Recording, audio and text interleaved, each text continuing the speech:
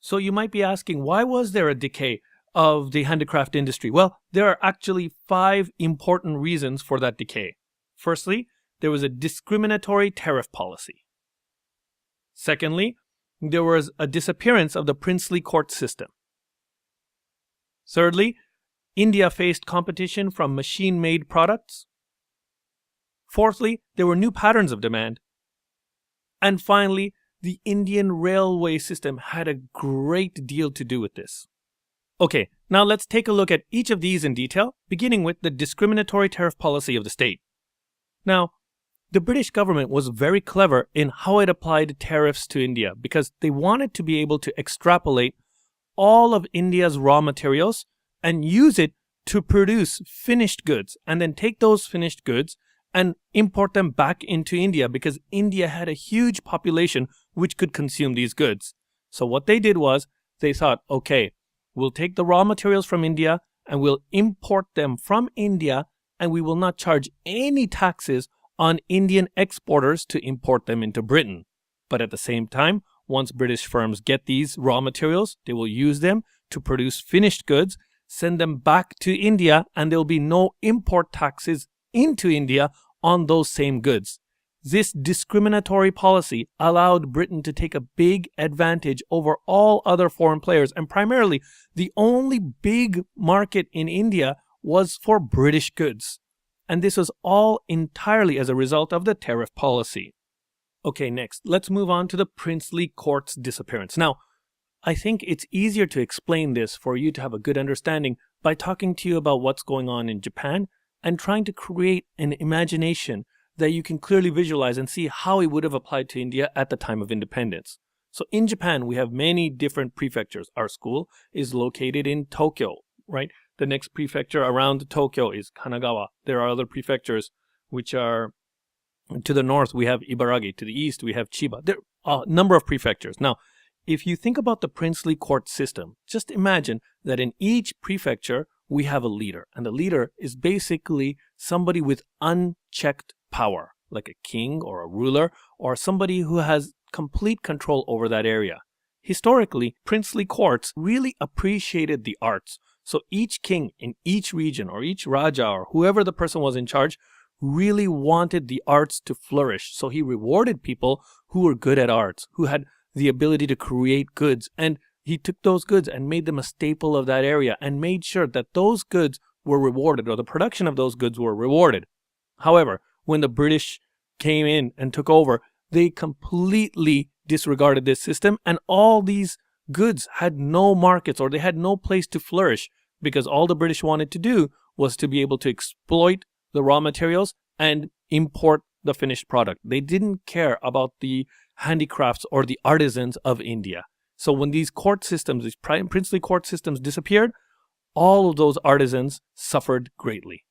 Okay, now next on the list, we're talking about competition from man-made products. Now, I think this is easy to understand. If I'm going to make a table by hand, how much time is it going to take me to prepare that table? I have to go to the forest, I have to cut down the tree, I have to sand the wood, I have to figure out how to build a table, I have to actually get screws and nails and bolts and all these things and produce the table. It'll probably take me a long, long time.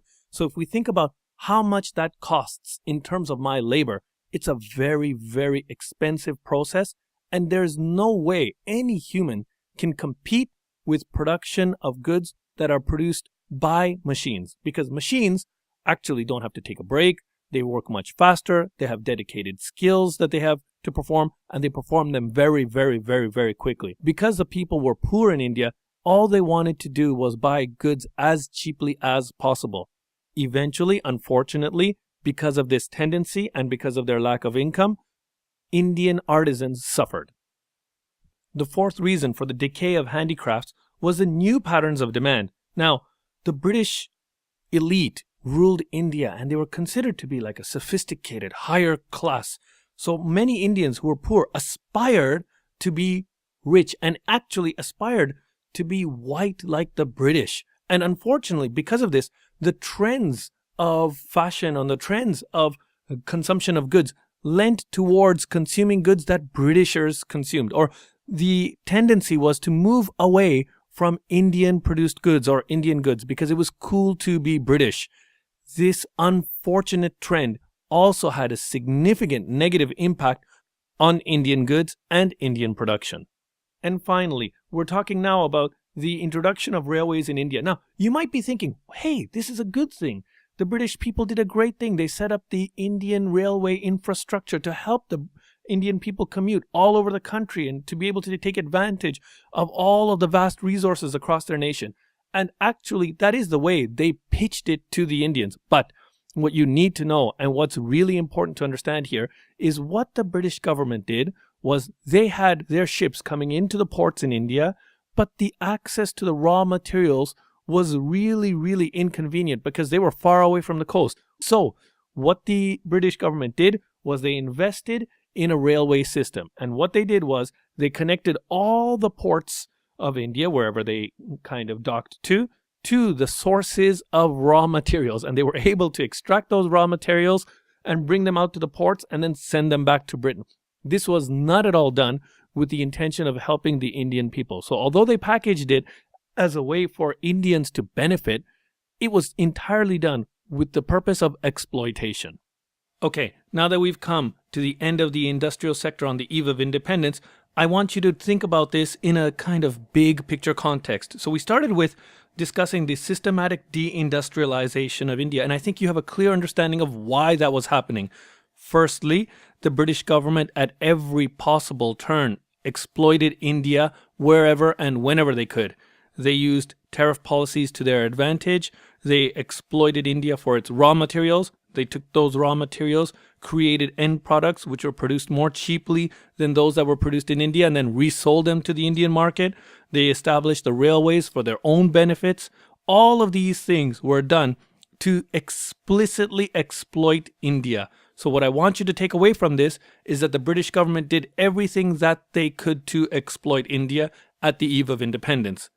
Unfortunately for Indians, two things were also happening simultaneously that hurt their systems. One was the disappearance of the princely courts, and secondly, Indian people themselves thought it was cool to be British, and British goods became sought after or luxury or thought of as being cool, and that did not help the plight of the industrial sector whatsoever.